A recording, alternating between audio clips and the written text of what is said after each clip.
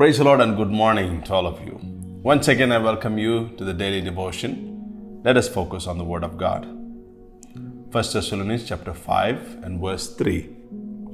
While people are saying peace and safety, destruction will come on them suddenly as labor pains on a pregnant woman, and they will not escape. Now, through this verse, we need to understand that Apostle Paul is talking about two categories of people when he's talking about the second coming of Jesus.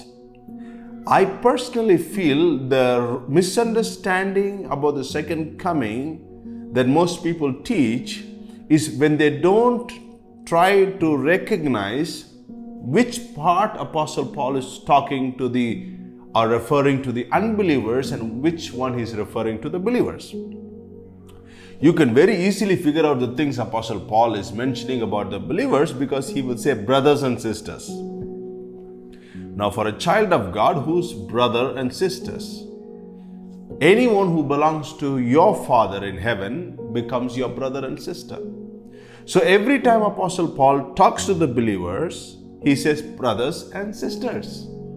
But this particular verse, Apostle Paul says, while people are saying, so he's referring to the people who have not yet been saved.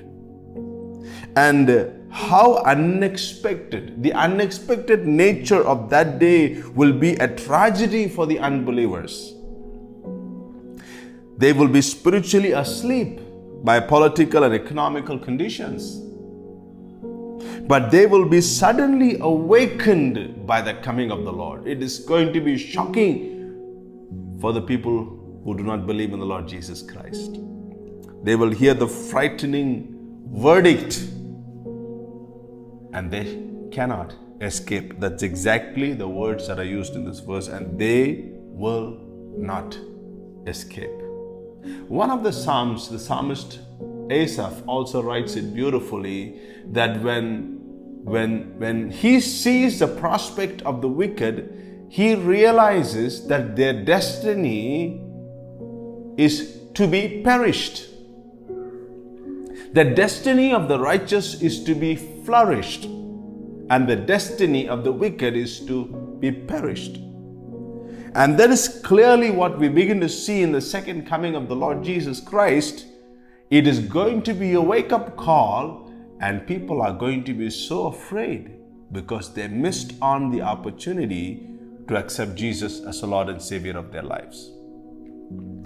As labor pains upon a pregnant woman are the very statements Apostle Paul is using here. What does that describe to us? 4 important things. Number 1, certainly it will happen. A pregnant woman will certainly deliver a child. And number 2, suddenly it will happen. A pregnant woman will suddenly develop the pain. Even the world's best gynecologists cannot predict the exact time and the date when that pregnant woman will get into labor. The return of the Lord Jesus Christ is going to be like that. It's going to be certainly. Number 2, suddenly. Number 3, irresistibly. A pregnant woman cannot resist that birth pain. It becomes an irresistible pain until the child is delivered. And number 4, it is inevitably. So the world is in for a great shock, and it's certainly, suddenly, irresistibly, inevitably. And when we go to the next verse, which we will study tomorrow, there is a great and wonderful news waiting for those who are children of God. So my dear brothers and sisters, this day you need to thank God if you are already saved. And if you are not saved, it's a great opportunity for you to call upon the name of Jesus and confess that you are a sinner and plead the blood of Jesus over your life, and you will be saved. But if you're already a saved believer, thank God the Father through Jesus Christ for the salvation, that we don't have to be shocked and we don't have to be woken up from sleep. Unless you are saved, you are referred to as a person spiritually sleeping. Salvation awakens your spirit to sense and to see and to experience God in a way that you would have never experienced in all your life. Only those who experience salvation will understand what I'm talking about. May the Lord help us today to rejoice in our salvation. May the Lord help us today, for those who have not yet walked into salvation, that you will call upon the name of Jesus and that you will have the greatest blessing of walking into the salvation God has for you.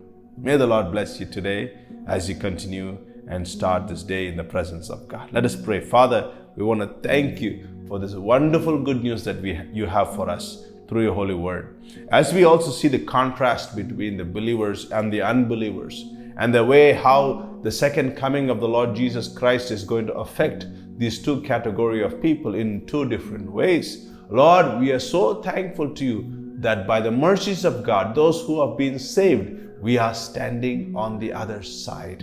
And we will be those who will rejoice. And that's why so beautifully you have given so many parables in the New Testament, oh God. We are thankful to you for preparing us for the coming of your Son, Jesus Christ. Father, I pray a blessing upon every dear brothers and sisters, young and old, little children who are listening to this message every day and praying together with me. Lord, bless them, protect them. May your favor, mercy, and grace rest upon them in a special way, and that they would walk in your ways, giving glory and honor unto your precious name. Thank you for your faithfulness. I also want to bless anybody celebrating their birthdays today, Lord, that your favor, mercy, and grace will rest upon them in a very special way.